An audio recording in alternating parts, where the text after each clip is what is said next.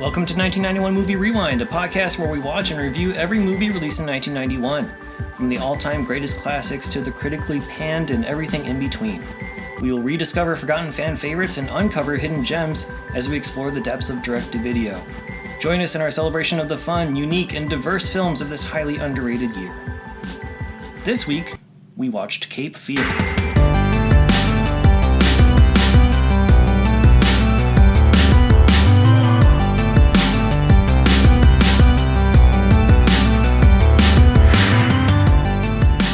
Hi, this is Nikki.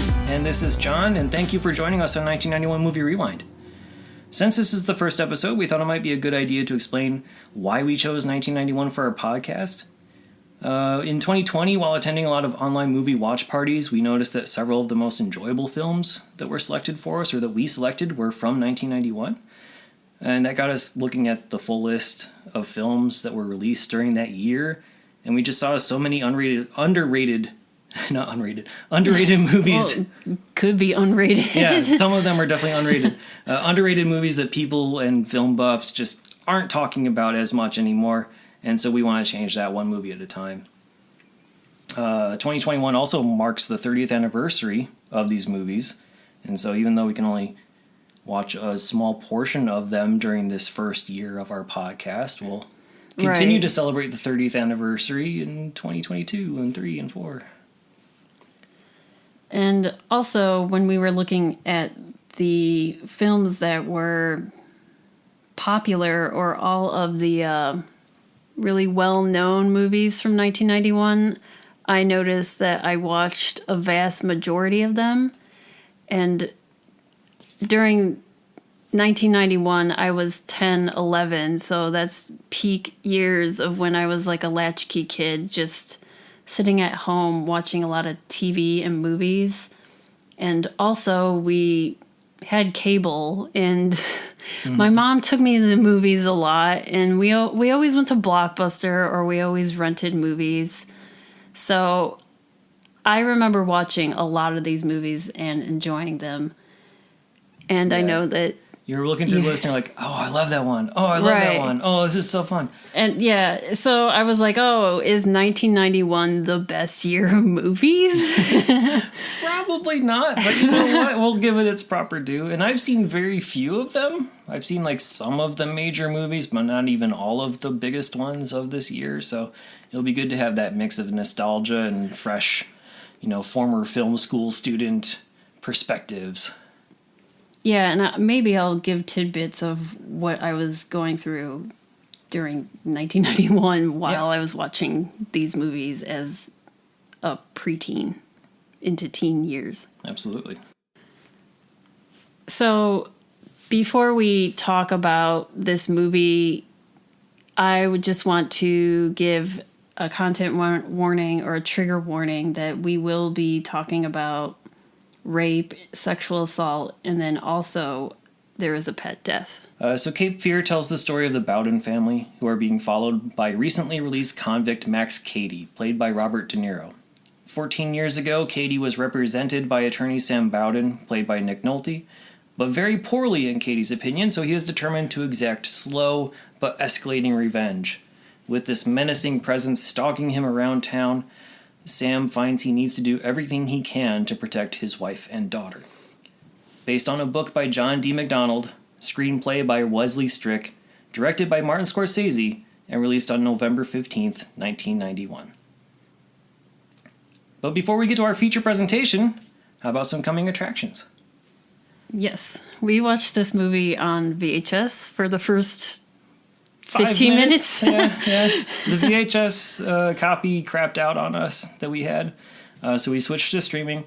But we got the best part of the VCR experience with the previews. So whenever previews are the best part of any VHS. It's part of the nostalgia trip. So whenever possible, we'll try to recap the previews of the movies that we saw. And this one started out strong. It had a promo for Universal Studios. There was like a fake documentary commercial that was done in a prison setting, where this documentary film crew was interviewing the prisoner saying, hey, have you heard what's coming to Universal Studios? Or have you heard about these new attractions that are opening this year? I mean, why would they know? They're in prison. I have no idea. Just like get them jealous. Like, hey, don't you wish you wouldn't have like stolen that car now? Right. You don't get to go on ET because you stole your own bike. Did you know that you can't go to Universal Studios? But hey, let me tell you about this place you can't go to because you're in prison. Yeah. You haven't even seen these movies. Right. So yeah, they like advertised like the ET ride, which really wasn't new at the time. I don't know. I mean, when I went around that time, and that was the biggest thing that I remember. It was big, but I was there probably a couple years earlier, around like 1990-ish, back when it was like first opening, and ET existed then too. So right, they showed like King Kong Backdraft, which is going to be a future 1991 movie for us, and then they had like a Beetlejuice monster rock show thing where Beetlejuice was like singing and playing guitar alongside Frankenstein and the Wolfman and. Yeah, I didn't see that. Like, so. Yeah, that didn't. I don't think that existed when I went there, or if it did, I blocked it out of my memory completely. So it looked really interesting. And then at the end of the promo, the prisoners all got so excited about the Universal rides that they bum rushed this fake crew and said, "Oh, I guess we're gonna go now." And to go to Universal Studios. Exactly. So go to Universal, full of convicts. That was a promo for a lot of early '90s movies. For VHS. I think that was before. What, like wacky concepts with no real reason for them just I think that specific commercial or promo was on every VHS. Oh, probably, yeah, especially during for that studio. Time. Yeah. Because this was a Universal movie, so they probably put it in front of everything Universal. And then we saw a preview for The House Sitter, which starring Steve Martin and Goldie Hawn. I like that movie, but it's a 1992. It's a 1992 movie, so this since this movie released in November, they're going to have some overlap there. But following that was Murder 101, starring a pre-James Bond Pierce Brosnan, and that is 1991. I have not seen, and I'm kind of curious and excited to see, because the promo looked bad good or good bad? Yeah, it had potential. It had potential to go a bunch of different ways, so we'll see if it's an intro class or what. And then there was a promo for the original Cape Fear, which we did see separately afterwards. And then the most interesting one, I think, to me, was they had like a commercial for VHS and home video in general. It wasn't promoting a specific brand. It wasn't promoting anything other than, hey, you should enjoy home video stuff. And it was like done all in narration, like a PowerPoint presentation with like a slideshow with clip art type of a thing. Narrated by, I think, the Motel 6 commercial guy, Tom Bodette, the I'll leave lights on for you guy. And he was just talking about the evolution of home entertainment and talking about, like, grab your pet, grab your popcorn, and grab a bunch of different videos, just general videos, and enjoy. It was very surreal, but we'll have pictures of that up on our website so you can enjoy the oddness of it with us. And then lastly, there was an ad to pick up your previously viewed copy of Cape Fear. Yes. So on Cape Fear, there's an advertisement to buy Cape Fear. Probably because they're assuming that you're renting it, and they knew it was going to be a rental copy somehow, or whatever, or they just... and then... They're like, oh, by the way, you can buy this thing. If you think you're going to like this movie, for $25. Buy this movie. Yeah, for $25 or however much VHS, or whatever it is. VHS tapes were in 1991. Yeah. So those are the coming attractions. Now we can get into our feature. I think to talk about this movie, we have to talk about Martin Scorcese as a director, because his fingerprints are just all over this movie. It's not that he has a specific style, per se, but just that the visuals are very front and center. The very active camera, very responsive and noticeable camera work, with a lot of canted Dutch angles and a lot of weird uses of color, and really trying to be like a neo-noir type of a thing. And the original movie from 1962, we should probably quickly mention that this is actually a remake of a 1962 movie starring Robert Mitchum and Gregory Peck, Martin Balsam. That was also very much a noir, like Hitchcock-styled type of a movie, shot all in black and white and meant to be, heavily dealing with shadows and lights. This kind of takes that in spirit, but adds a lot more color. It plays a lot more with color. And also, the lighting is very obvious in certain scenes, like in one of those opening scenes where Robert De Niro as Max Cady takes the keys away from Nick Nolte in one of that first confrontations. You can see like the light glistening on, the keys. Yeah, the keys and the key elements of interest, the lights flashing on the guns. In certain scenes, like you have sprays of light across people's faces, like when Nolte is on the phone and Jessica Lange, his wife, comes that across long the angle when he's on the phone. Exactly. So there's elements of that style in there, but he plays a lot more with color too. The other thing that caught me was the one part where he first comes to their house to taunt them and the fireworks. Yeah. The colors. Yeah.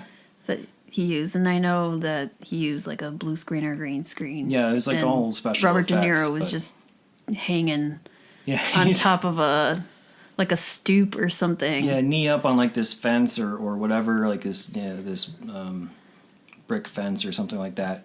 And there's just fireworks, July 3rd or July 4th fireworks in the background, just creating pops of color. And a happy moment with like a menacing creepy figure. Moment. Yeah, happy moment with menacing figure in the foreground. Yeah. So, yeah, there's a lot of interesting uses of color in this too. Like he fades to red a couple times in a couple of the shots, which is odd. That's very rare that happens. I think that happened in like a Hitchcock movie, but whatever.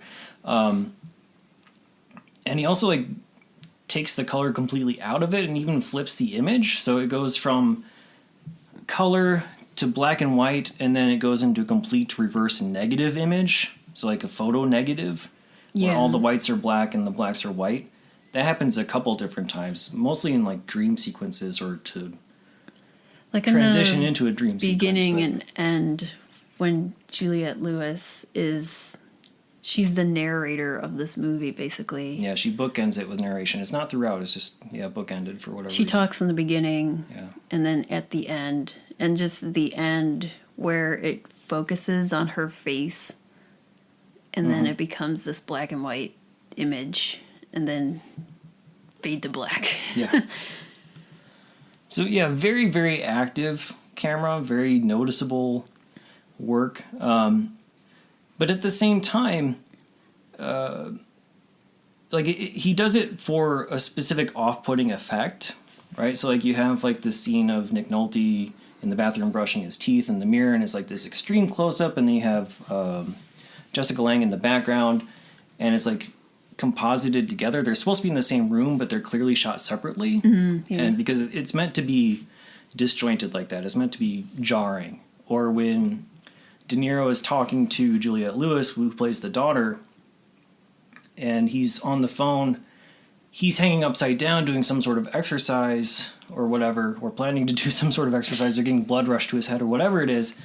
And so the camera starts focused on him upside down, and then the camera slips upside down, so it's right side up. Yeah, so everything looks right side up, but it's still like off-putting and weird. And I think that's the intention of all that. But I say that to also mention that Scorsese contrasts that a lot with like some of the heavy dialogue scenes where the camera is almost absent. So you have like a couple scenes where Juliette Lewis is talking to De Niro in the school, and you have one where Max Cady, De Niro, is in the convertible and Nolte's on the street, and Nolte's trying to convince him to leave and pay him off. Like in both of those cases, the camera is basically just focused. It's the exact same framing on each of the characters throughout the entire scene, and they just let the dialogue do its thing. You know, it's just shot, reverse shot, and that's it. So, long story short, Scorsese directed the hell out of this movie, sometimes for better, sometimes for worse. I would say largely for the better. So I have a tidbit. I don't know if this movie was originally developed by Steven Spielberg, who he eventually decided this movie was too violent for him and traded it to Scorsese, and Steven Spielberg went back to start directing Schindler's List. And that's when Scorsese decided to make this. And Spielberg stayed on as a producer, though. Yeah. To help them out, and then chose not to be credited on the finished film, though. It was the first R-rated Amblin Entertainment movie. And it's also the first major studio film that Scorsese had made, evidently. It was like part of a 2-picture deal with Universal, and then the second picture that he made in that deal was Casino in 1995. But Scorsese probably wasn't really that big of a name back then, from what I understand, which is weird. And I don't know how true that is, but I was reading, in researching this episode, I was reading an article by Roger Ebert, which I found in his book Alone in the Dark. You can also find it on their website, where he's basically like wrestling with the idea of reviewing a movie simply based on if it's entertaining, or should you put it in the context of the filmmaker, because he was a huge proponent of Scorsese, which is understandable. Taxi Driver, Raging Bull, Goodfellas all came before this, and yet Scorsese was still potentially considered not a big enough name to be dropped in a movie review for a movie that he made. He was afraid that, or there was like maybe some like conversation in the film criticism world at this time about trying to not alienate the film buff, but also bring in the casual viewer. And if you talk too much about the director, then you're going to alienate the casual viewer. And it's just weird to see like Scorsese was like treated as like the litmus test for that, because he's such a major name now that it seems weird that he wouldn't have been then. So, interesting article. Part of it was also that like, I guess they're putting like teenager opinions in the film section in some major newspapers, and he took offense to that. That, you know, they basically put like random public people's opinions on USA Today. Oh, like a pre-Yelp or something. Yeah. Like pre-Rotten Tomatoes or pre-whatever.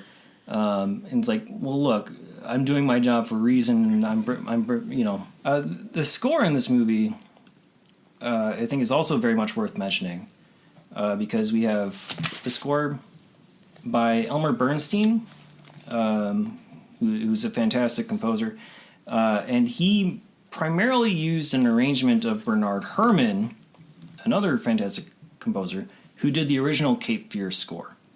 But as part of this, he also included parts of Herrmann's unused score for movie Torn Curtain.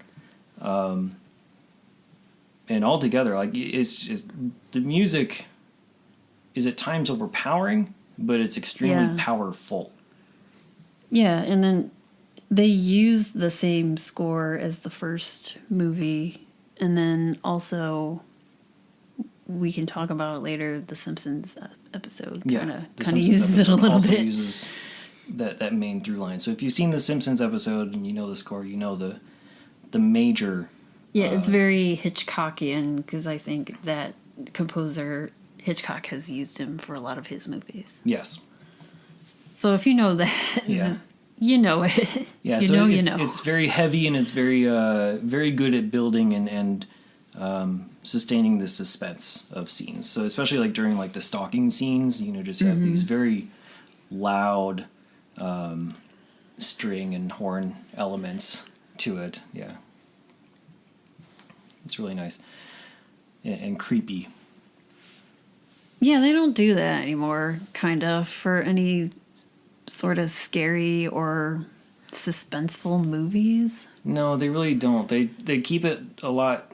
These days it's like a lot of like piano or like synth or yeah, everything's kind of synthy. Yeah, just like it's like a lot of prolonged notes. Mm-hmm. So this is it's not like a big band orchestra type of a thing, but it's definitely 1960s inspired. You can hear that style in it, but it works very well. We got Nick Nolte as the lead, Sam Bowden. I'm not a fan. Yeah, as an actor, he's not the best in this role. I thought he was just very stoic, and he's like saying all the words, but he kind of like acts like a sociopath. He doesn't have like many real feelings that come through all that much. His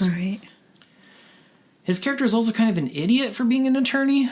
There's a lot of times where he just does things that do not make logical or legal sense that he should know is not right. And I guess the intention is that, well, he's just trying to protect his family and do whatever he can to protect the family. But boy, there's a lot of stupid mistakes. Yeah, I mean, as someone who works in the legal field, there's certain parts where when Max Cady comes into their house and kills the private investigator that's helping them out. Mm-hmm. And, with a gun, and then drops the gun, and, he runs off, Cady runs off, and then Nick Nolte, Sam Bowden, finds the private investigator on the floor bleeding out, and then he just picks up the fucking gun. Yeah. and then slips in the blood. Yeah, he's slipping around in the blood, and he's like touching all this stuff, and he like slips and falls in the blood, and then just leaves the crime scene and calls the cops like, yeah, I know it's gonna look bad, but trust me, I'm good. And like he goes and like confronts Max Cady in a public place. Yeah. And basically says, I'm going to kill you, here, basically. Then this is, bad things are going to happen to you. Yeah. Which Cady, records for use against him later because... Yeah. I mean, wouldn't you know, since Cady... You know how Cady is as a person? Like, he is coming after you. Right. Wouldn't you know that he's taunting you and he's gonna do this? There had been enough instances at that point where Cady had been manipulating the situation. He's always like trying to ride on the edge of the law, where he's like pushing the envelope and doing things just enough to make Bowden react. And so like that's happened enough that he should know not to make that move at that point. So yeah, Bowden, he definitely doesn't bring it on himself, but he definitely doesn't help de-escalate in any way, shape, or form. Yeah. Like, he doesn't deserve this treatment, right? Cady is a criminal. That is established in this. It's the reason it's happening is, like I said, Cady was represented by Bowden. Bowden actually withheld evidence in a case that could have helped exonerate him. But the assumption based off of like some of the other dialogue in the film is that Cady had performed not only this crime but other crimes in the past. He had raped multiple women, and so this was just a case against one woman. This is one woman who was like trying to do the right thing, and maybe he could have gotten away with it if that evidence had come out. But Bowden said, it's more important for him to be behind bars. Yeah, he's just really mad. Max Cady just has a hardcore vendetta against Sam Bowden, leaving out just this one instance where the woman that is, filing against Max Cady. We don't even get into that. It's very it's very minimal. Vague or minimal, but just from the information, it just seems that Sam Bowden didn't do his job as a defense attorney, and he left out the part where this woman that he raped was a promiscuous woman. and she also was sleeping around with other people or had multiple affairs, blah, blah, blah. But, I mean, who cares? Right. Like, why is that just... Yeah, the assumption is that, it could have possibly helped him become free because it would have given a reasonable doubt. Whatever. I don't think he would have, but who knows? To say that the justice system, and that's part of what Ileana Douglas says as well. We'll talk about her character probably in a bit. And that was in the state of Georgia 14 years prior. Right, to 1991 or whenever this movie takes place. So that's the whole reason. Like, Cady feels like he was wronged by Sam, and so now he's out to make Sam feel the same pain, the same loss of life, by exacting it on his family. And so, first, unfortunately, is the dog, but thankfully they don't show anything happening to the dog. Yeah, we just hear through dialogue that he's poisoned. Yeah, he first comes for their dog, and I'm really glad they didn't show the dog dying. They just imply it. They talk about it. But I know in the first movie, they show the dog. Yeah, in 1962, they show it. The 1962 movie, yes. Yeah. But I'm glad that they left that out, because if they showed that, I would have been extremely upset. Yeah, absolutely. And then, otherwise he's just menacing and just sort of omnipresent in the area. Everywhere that the Bowden family goes, he is there watching. Yeah, he's in the movie theater taunting laughing him hysterically with his booby lighter and cigar. And then, like, a side note is that I thought this was kind of funny that the Bowden family wants to go see Problem Child. Yeah, Problem Child 1. The first Problem Child, and Max Cady just sits in front of them cracking up at, like, every tiny little like scene. Crazy. And he's probably doing that just to be a dick, but I thought it was just, to sort of make himself is Problem Child really that funny that you're cracking up? Who knows what movies he'd seen in the past 14 years? That I know, this is probably his first movie he's seen in a long time. But Problem Child 2 coming soon to the 1991 movie Rewind. Stay tuned for that. He's there. He follows them at the ice cream store, at a parade. I'm assuming for 4th of July. Yeah, he's staring across the street and just always sort of provoking and letting him know he's there.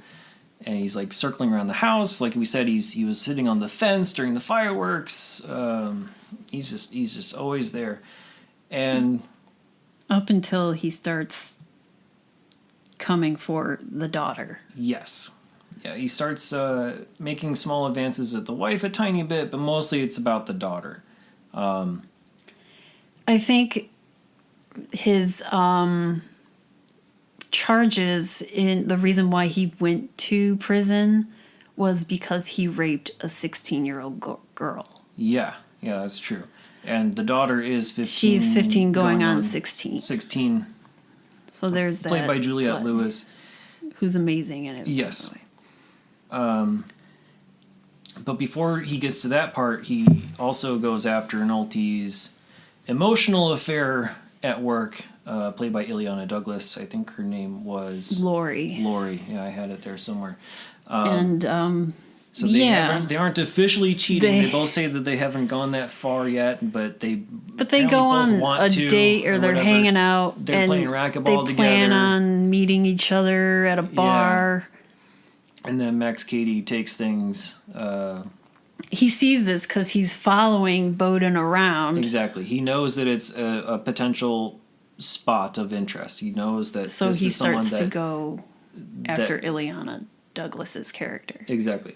Nolte cares about this person, so he can't have He's that. Max Cady's gonna go after everything that Nolte cares about, and Ileana Douglas does a really good job in the scene where De Niro picks her up at the bar. Like they're having a really interesting conversation about their past or their whatever, and they're just they're laughing it up at the bar, and then they get taken back home. I guess. But she's great in it. Yeah, she's great in it. She's one of the few people that's good in that movie. Yes. And then back at the apartment, Katie ties her up or handcuffs her and bites her cheek. Maybe more. They don't show anything more. But the implication is there because of the hospital scene at the afterwards, where she's bandaged up and refuses to testify because the court system won't believe a woman. Yeah. Or she just doesn't want to be put through the questioning that would come through. I mean, I think maybe it'll also out that she and Bowden were quote unquote together or having an affair. Right. And I think he was trying. She was trying to protect him a little bit, but I think it was primarily about, I don't want to be put through these questions. I don't want to have my character questioned. And the court system is not in favor of women. And that shows the scene where he's on the phone with her and Jessica Lange, his wife, finds out, that she can figure it out that they were having an affair. Yeah, to some and degree. They start fighting. And Juliette Lewis, I think I like Juliette Lewis in that part where they're fighting because, she's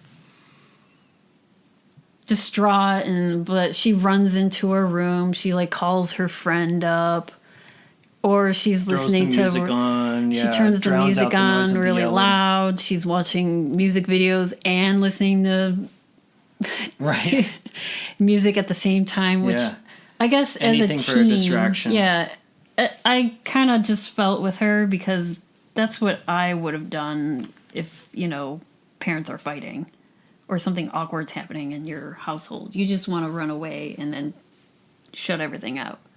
Absolutely, yeah.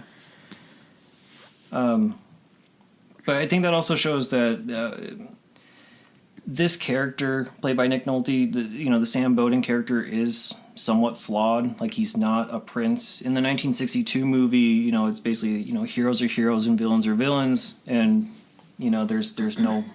That's just how it's supposed to be. But this guy is, he's a cheat. He's got temper issues or whatever it is, and he's withholding evidence. Like, he's not a saint for whatever reason, but he also doesn't deserve this level of torture from this convict, right? So I think that's one thing that the movie does, is balances it out and shows this can be a flawed person and still be a protagonist and hero. The one thing that I like the 1991 movie more, I guess, just because they tie in the Ileana Douglas character. They don't even show that or anything in the first movie or the original. No. And then it's not even mentioned in the book. So I kind of liked how, it makes you feel for this family, but then also, Nick Nolte's character is not that great of a person. So all of this leads up to De Niro pretending to be Juliette Lewis's acting teacher for summer school, and basically coaxing her to meet him in the downstairs theater in the school for her drama class. And during that conversation, he's extremely flirty with her, and she's flirting back because she thinks it's a teacher and she wants to be sort of a rebel. Or maybe he's just very charming or whatever. And then she gets to the school through this weird, long underground thing. Yeah, the theater is in the basement, which I don't know. With this weird, it's just a long, pipe-filled corridor, and she's not seeing any other students near there. You'd think at some point she'd, no one else is realize in this class. That, this is not accurate information, and she should not go into the theater. But she does, and she quickly realizes that it is not a drama teacher, but it is Max Cady, and she continues to talk to him, and continues to sort of flirt with him. Because she wants to be more grown up than she actually is, perhaps, or who knows what. But it's a very interesting powerful and very creepy scene. Yeah, this was the most disturbing scene for me, even Yes. when there's actual violence going on and blood and biting of cheeks and beating up. Yeah, And boiling being set water. on fire. Yeah, This was the most disturbing scene for me, absolutely. but mainly because of Juliette Lewis. She's at this point, and she's like 17 years old while they're filming this movie. I think 17, 18. Yeah, she might be 18. And Robert De Niro, he's what, like in his 40s? I'm not sure. Probably, yeah. I didn't think to look that up. I'm assuming. Just too old is what I knew. So. Right. So, yeah, this scene, if you want to keep going, is... I don't want to go for it. I don't know. So, yeah, it's a big back and forth where De Niro, like, expresses all kinds of, like, knowledge about literature and life and poetry and sexuality. Yeah, and I guess she's just trying to soak it all in and try to look cool and try to not be threatened by this clearly threatening person. And like a weird, semi-attraction, or she's faking a semi-attraction. It's really tough to tell at the moment. And then he gets closer and closer, and he puts his thumb into her mouth and multiple times. Yeah, and she's sort of sucking on it. And yeah. And they kiss. And then they kiss. And it's a long scene, but it's again a powerful one, and it's one where again Scorsese just lets the camera keep going. Yeah, and rolling. It's just like the two shots. It's just there's nothing crazy going on except for the crazy dialogue and characters. Yeah, and then Scorsese, from what reading online, Scorsese filmed this scene 3 times, and he used the first take, which was like largely improvised by the two actors. Mostly Robert De Niro, because I think Scorsese told Juliette that Robert is going to do something to her. Yeah. And for her to just watch out. All she knew was that they were going to eventually kiss.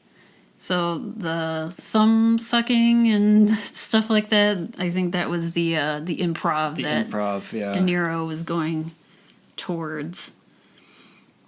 And I'll add this, is that to prepare for, I guess De Niro, to prepare for this scene, or not scene, but his entire look, he paid a doctor $5,000 to grind down his teeth for this role. Mm-hmm. Which, to look menacing. Which I didn't even stare at his teeth at all, or he didn't really... even in the cheek biting scene, didn't notice. No, I did not stare at his teeth at all. I think most of the time I don't even think he smiled. Well, I guess when he was laughing in the theater, but that was a dark theater, and he had cigar smoke all around him. Right. And then he later paid $20,000 to have his teeth restored after the film ended, or production was over. There goes his salary. So, he was probably getting, what, millions? Oh, yeah. I know. There goes his whole salary for this whole salary. For his teeth. You can't open another Nobu location. Right. But I thought that was, I don't know, not interesting. I just thought that was like, okay, well, you're really going for it. It's interesting. Yeah, like it's interesting that you took all those steps and it made no noticeable prepare. impact, right, for the end product. He did prepare by working out and becoming really hardcore swole. Yeah, he was. And he was a little the bit tattoos, the fake tattoos all over his body, which were different from the original movie, because Robert Mitchum did not have any tattoos. He was shirtless most of them. Yeah, he was a massive, imposing man with a Panama hat pretty much at all times. Right, he was known as the man with that Panama hat. And shirtless. Yeah, and shirtless. Which, I thought, so you haven't seen this movie, I don't think, but Robert Mitchum also played sort of like a serial killer in the movie Night of the Hunter. I have not seen Night of the Hunter, I like Robert Mitchum. He was scarier in that role more than he is as Max Cady in Cape Fear. Mm. And in that movie, he has these knuckle tattoos, and one of them says love, and the other one says hate. Ah, so that's where that came from for the Simpsons episode, then. Yes. But we'll get to the Simpsons. Yes, we're gonna keep bringing it up. And so yeah, that's where they got that. But I was looking for those tattoos in the first movie, and there were none. Yeah, I was expecting to see something. And as De Niro, that was just to look more like a villain. Yeah, just a villain, because tattoos equaled villain back even in 1991. So it's kind of weird that they wouldn't even have the the stereotypical like anchor tattoo or something like that, right? Or Mitchum. Mom or whatever tattoo. Well, I think he did have some with an arrow or a skull or something. So yeah, after the theater scene happens, there's a we could probably she flees, but she ends up freaked fleeing out and is freaked out to a degree, but she still likes him enough to the point where the dad has to confront her, you cannot shake leave her and be this like, house. Do not do anything. This is a dangerous man. But he doesn't really I don't understand why he doesn't just sit down and tell her look, this dude is a pedophile rapist. Do not go near him. He's he very just dangerous. Tells her, he just says, "Hey, stay in the house." He doesn't explain the reason. If you're going to tell a 15-year-old girl to just stay in the house and give zero reason, then she's going to want to go out. Right. She's going to do the opposite. Which is what her character is like. So I mean, right. Why not just tell her the freaking truth? Yeah, she's 15. She's not 5. You can tell a 15-year-old adult type situations, I think. Just saying, hey, this guy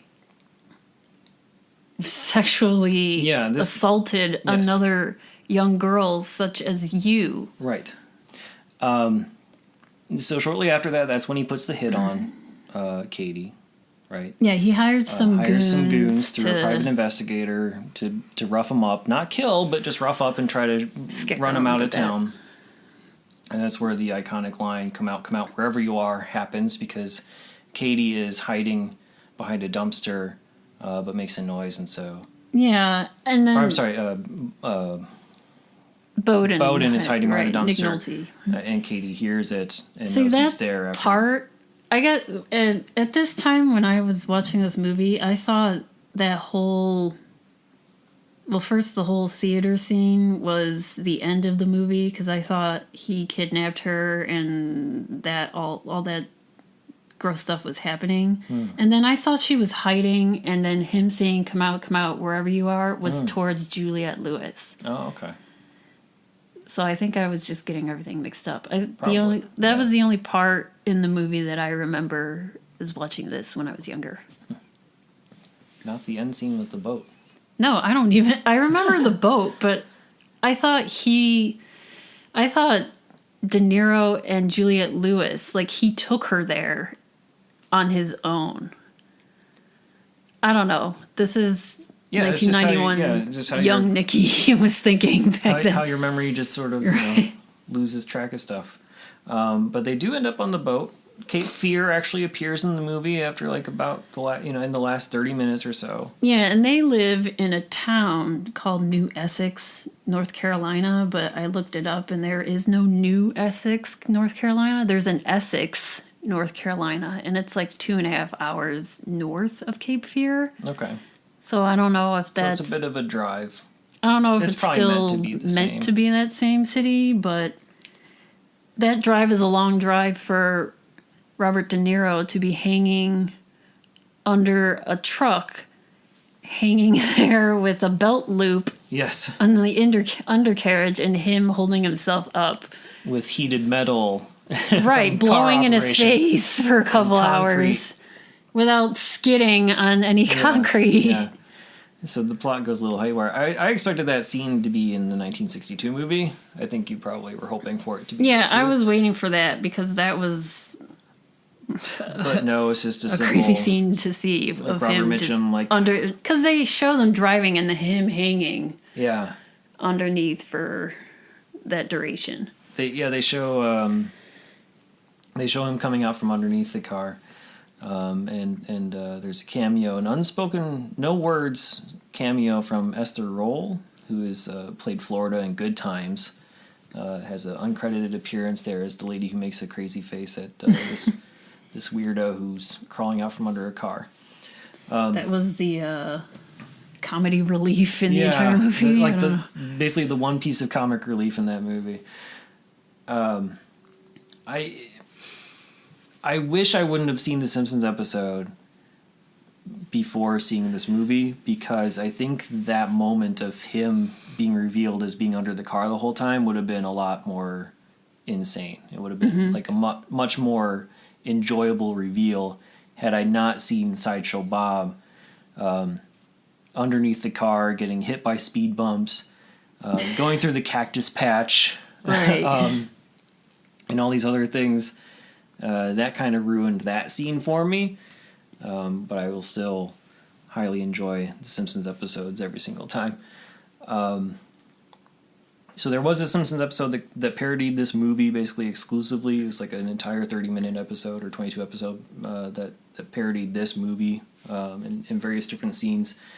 No rakes in the 1991 movie, but there are in the Simpsons episode. Right, there was many rakes. There are many, many rakes. And he steps on the same four over and over again. He's very disoriented from going through that cactus patch. But yeah, if anything you can take away from Cape Fear, it's that it produced one of the best Simpsons episodes. Yeah. So it has that going for it. Right. So after he climbs out from the car, the family's in the houseboat. They think everything's okay, and then surprise, Max Cady is there with them, on the river, with no one around. Right, and torrential they're downpour. On this, I guess, the river, but there's a quote unquote squall that's happening, which I don't know anything about. I don't know either. Nautical things. No. And I know it's a word. That's all I got. I know there's a movie called White Squall. Mm-hmm. But this houseboat is, moving up and down like it looks like 20-foot waves just in a river, which I'd never seen a river go that crazy. Yeah, but I mean, I know there's I know there's rapid rivers, so who knows? Right. I don't know. But the houseboat is going up, down, left, right, around in circles, and it's just very hard for them to be out there during this torrential downpour. And then also Max Cady shows up, and there's a lot of fighting in the water. There's a lot of fighting on the houseboat. There's a lot of fighting in the water. Yeah. So after things crash, there's a lot of action in that last 30 minutes or so. Much more so than like the slow build that comes up to it. Slow but effective build. But yeah, there's a lot of action and a lot of fighting and flames in the face and boiling water in the face. Right. Robert De Niro gets it multiple times, and he's like a cat with 9 lives, and he will not die. No. He's just... He says he's conditioned himself over the 14 years in prison, right, and to that's feel the excuse pain. To be basically like a horror movie villain.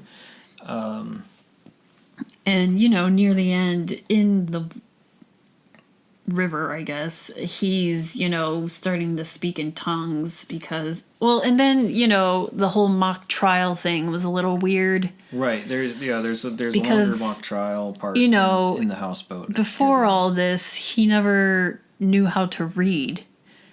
And he learned how to read law books and the Bible in prison.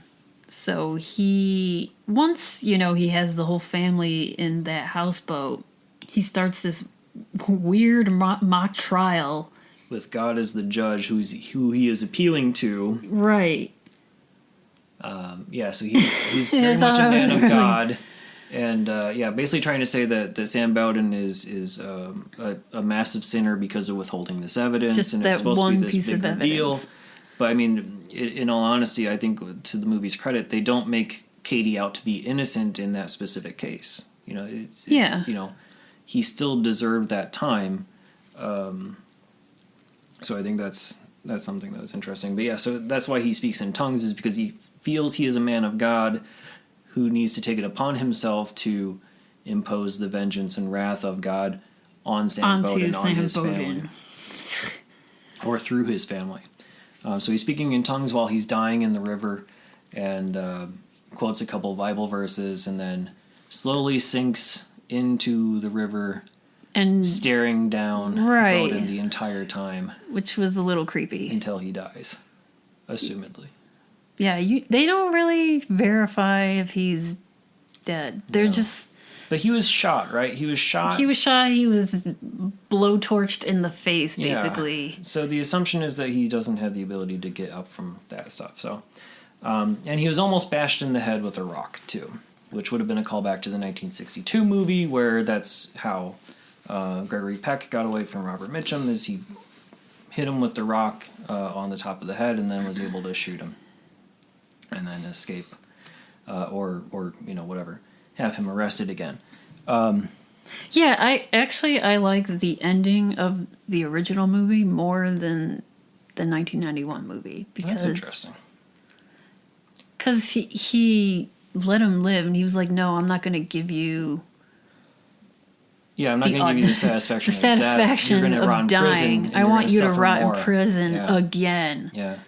So I kind of like that more. Yeah, I understand that. I think I like the metaphorical side of the 1991 ending more, because, like I said, he was grabbing the rock, and like before that happened, like Cady, like in his part of his rant and as part of like his explanation of why he was punishing him, he was saying that he wants to teach the Bowdens or teach Sam specifically like how to be he's going to teach you to be an animal. Mm-hmm. And so you have Sam Bowden like at the edge of this river. The storm has finally subsided. He's grabbing this massive rock over his head, and he's crouched, and he looks like basically like a monkey at that moment. And like after De Niro, Max Cady dies in the river, there's like no spoken dialogue in the movie after that point, except for Juliette Lewis's narration. So they're basically like speechless animals and crouching like monkeys, and so. He got his wish. They became animals at the end, whether they liked it or not. Mm. So I like that aspect of it. In terms of post-movie accolades, so we can talk really quickly about some of the cast. So we talked about the 1962 movie with Gregory Peck and Robert Mitchum. They both make cameos in this movie. Gregory Peck plays an attorney who represents Max Cady in a restraining order case. Martin Balsam is the judge in that case. Martin Balsam plays a cop friend in the original. And Robert Mitchum is a good guy cop, sort of, in this 1991 movie. But he suggests that Sam take the law into his own hands. So 3 of the original cast members do appear. We will not see Robert Mitchum again on this podcast. This was his only 1991 film. Martin Balsam we will see again. And Gregory Peck we will see again, but this was the last movie that he appeared in. Awards for acting. Shall we get into awards for acting? Let's do it. All right. Golden Globes. It was nominated for 2 Golden Globes. One was for Juliette Lewis, a well-deserved nomination, but Mercedes Ruehl won for The Fisher King. And then Robert De Niro was nominated for Best Male. But he lost to Nick Nolte, but not for this movie. Not for this movie, but for Prince of Tides. So we'll see how well deserved that is at a later date. I've seen that movie, and it boggles my mind that Nick Nolte is seen as a heartthrob in the early 90s. Does not make sense. Does not make sense at all. And I even Googled, why is Nick Nolte hot, or why do women find him attractive? Yeah. And then I found out that he was the sexiest man alive on People magazine for the year of 1992. I wonder, was he like the Blake Shelton of that era? Was that like the one that was like the most controversial of the time? Maybe, but I never look. I don't know. All I remember from him is like Down and Out in Beverly Hills type of roles. So but then I do remember him as being like romantic leads for random 90s movies, and I thought that was weird. Yeah, he always comes off to me as like a supporting role, like detective. He gives type. me like Gary Busey vibes. Yeah, they're very interchangeable. Yeah, for sure. So that's the Golden Globes. No wins, only the 2 nominations for the movie. Oscars, again, only 2 nominations, both for Lewis and De Niro. Lewis lost to Mercedes Ruehl again. De Niro lost to Anthony Hopkins this time, but Nolte was nominated for Prince of Tides. But probably the most important awards is the MTV Movie Awards, and that garnered 3 nominations. Mm-hmm. One was for Best Male Performance for De Niro. He lost to Arnold Schwarzenegger for Terminator 2, of course. Okay. Makes sense. He was nominated for Best Villain, but he lost to Rebecca De Mornay for Hand That Rocks the Cradle. Which is a 1992 movie. Amazing. I don't know. It's amazing that she won over him. Yeah, and T-1000. Which I want to know who the voters were for the... Because, I mean... Yeah, were kids watching Hand That Rocks the Cradle that much? I mean, I saw that movie when I was younger, but I wasn't like, hey, Rebecca De Mornay's scarier than these people. Did she have some like weird like guerrilla campaign? Or honestly, probably here's how the movie awards works. Is like, who will show up? Let's give the award to this person. So Rebecca De Mornay was probably in like agreed to be there, and so she crowd. became the winner. Something like that. Who knows? And then the third award nomination, but not win, went to Juliette Lewis and Robert De Niro together for Best Kiss. Which is... disturbing. A no. Yeah, that's a bad And I'm idea. very glad it did not win, because if it did, I would be even more... I'd be cringing even more right now. I don't know, just thinking about it. But if you're curious, the winner for that one was My Girl with Anna Klumsky, Klumsky, I think. Klumskers, and Macaulay Culkin. Which is deserved. Sure, why not? I don't know. I haven't seen it yet. Which is crazy to me. Should we talk about pop culture in 1991? Yeah, we'll do true crime. I'll do some... I found some true crime tidbits in this movie. I'm not going to bring up true crime for every single movie. It's just when I was watching this movie, I was like, oh, I noticed this and this and this. And then just related tidbits. Yeah. And after just reviewing a lot of reviews and archives, I went on like LA Times, Mental Floss. I went on random websites to find out. I even went on YouTube, and I found Ileana Douglas did like a short little tidbit about her role in Cape Fear, and I watched that. It was about a 9-minute thing just to find out more about the movie.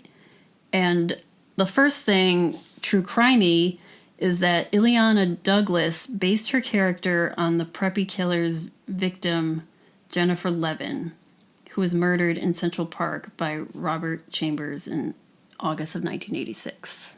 I'm not sure if you know anything about... I don't know anything about this. It's just a short... I'm not going to delve into this because there are 1 million podcasts about true crime. But he just And we need to be the millionth podcast about movies instead. Right, exactly. It's just, the preppy killer, Robert Chambers, he claimed the death was accidental. Jennifer Levin was like a woman that he dated briefly, and he sexually assaulted her like in Central Park, and the result of her death was like a rough sex, quote unquote, or I don't know, I don't want to put quotes on it.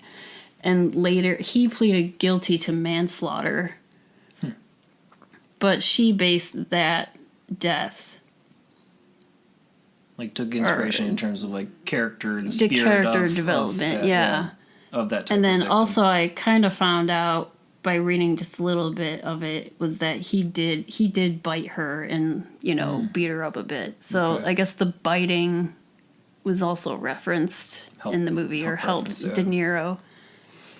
And that leads to Robert De Niro. I found this out and I thought this was extremely interesting because I like stuff like this. Robert De Niro consulted with Dorothy Lewis, who was Ted Bundy's psychiatrist during his time on trial, or around that time. And that also made me think of the scene with Ileana Douglas again, where he bites her cheek off, because Ted Bundy had done the same thing to two women or girls in a sorority in Florida. But he didn't bite them on the cheeks. He was biting them on other body Just parts. other parts. Okay. But they used his teeth marks that were on their body as evidence to in his identify. trial. So when I was watching the movie and I saw Robert De Niro chewing on or biting her cheek, that immediately made me think of Ted Bundy. And then when I looked this up and saw that De Niro consulted with his psychiatrist, so that made me really interested, and it kind of lit me up. I think the biting was a De Niro suggestion. I don't think it was in the original script. So maybe So it he could have was been that inspired by this, by consulting He asked with about adding everyone. it after consulting with that woman, perhaps. Yeah. The last thing that's somewhat true crimey is that when Max Cady, Robert De Niro, was in the house and he kills the Bowdens, their housekeeper, I guess, or maid.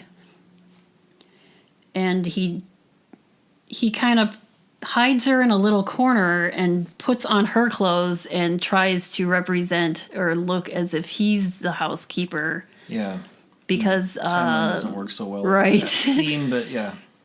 To seem like he's the housekeeper, because he's seen, wiping down some dishes and stuff, and the FBI or the PI that they use talks to her / him, Right.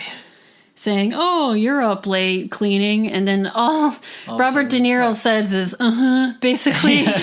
And all of a sudden, piano wire, and then gunshot. Yeah, he turns around, kills the PI. But that reminded me that was similar to Hitchcock's Norman Bates in Psycho, which Psycho is loosely based off of Ed Gein, which also Ed Gein is loosely based on another movie we'll be talking about, Silence of the Lambs. Okay. I know very, very, very little about Ed Gein, so we'll be interested to dive in deeper at that time. And so going on to pop culture stuff that happened during that week. On a happier note. Yeah. 1991. Moving on, I guess. So the biggest thing to happen that weekend on November 14th, 1991 was that the new Michael Jackson music video, Black or White, premieres simultaneously in 27 different countries to an audience of 500 million people, and that included me. Yes, me too. Because I was obsessed with Michael Jackson. It was a huge event. Like, my parents didn't really care that much about music, but like we knew it was an event enough to like get the VCR ready and record it while it happened. Right. Like, we had to put the VHS. I'm sure it's still in the house somewhere. I wish we had stuff like that. I'm think sure we it's have still there anything somewhere. like I don't remember, like, I feel like it happened like after an In Living Color episode perhaps, or maybe they just spoofed it or whatever, but it was... Yeah, I remember there was sort of a countdown to it, like a 10, 9, 8 sort of thing. But I think they did that a lot with a lot of Michael Jackson videos. It could be. It is also probably just a way to, like, make sure, like, hit record right now. Right. Last chance. Because this is the year of 1991, and there's no such thing as DVRs or TiVo yet. Exactly. Or we can't use the internet because it hasn't been invented Yeah, there's yet. no QuickTime movies of this uploaded at this point. And this is, I think, the only time the full version showed. Right, because it's like a 4-minute... Well, when it was shown on MTV and whatever VH1, it was a shortened version. Yeah, they cut out a lot of the non-musical parts, and then there's like controversy of him like destroying property and Yeah, him smashing windows, vandalizing that cars, causing was buildings to explode. definitely a big moment in pop culture. That was the biggest one in that weekend. The other thing is that Friday night, the November 15th, 1991, the day that this movie premieres, is TGIF. Oh, yeah. And ABC's TGIF, what was playing during that time was Family Matters. Stefan Urkel. Uh-huh. Right. Step by Step. Love it. Second time around. Yep. Perfect Strangers. Uh-huh. Belky. Yep.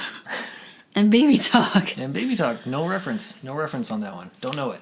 I mean, I vaguely remember it, and it was supposed to be like a Look Who's Talking type of Yeah. thing. And I think Tony Danza was the baby. Okay. Who's talking? Yeah, who's the baby talk. They didn't call it Who's the Baby, they called it Baby Talk. Okay. Right. And then on NBC was Matlock. All right. Flesh and Blood, which I don't remember know. That one. And Dear John, which I used to watch a lot. Yeah, that was a good one. And Reasonable Doubts, which I also do not know. Also don't know. If it wasn't funny, I didn't care that much. And those two shows I didn't know about did not sound funny to me. Also, famous birthday on that day, on November 15th, 1991, Shailene Woodley was born into this world. And still around. Yes. She will be 30 years this year. Wow. So ratings time. Let's rank this thing. So what would you give it? Okay, so I go off of a 1 to 5 star scale. I usually use the Goodreads scale, and 1 equals I hate it, 2 is meh, 3 is it's okay, 4 is I really like it, and 5 is I love it. I give this movie a 3. It's just okay. We didn't talk a whole lot about the 1962 movie, but what would you give that since we did watch it too? I give that a 3. It was okay. Yeah. For me, I use the 0 to 4 star scale that the pros use, the professional film critics would use, with the half stars mixed in there. So for the 1962 one, I'd say it's probably a 2 out of 4.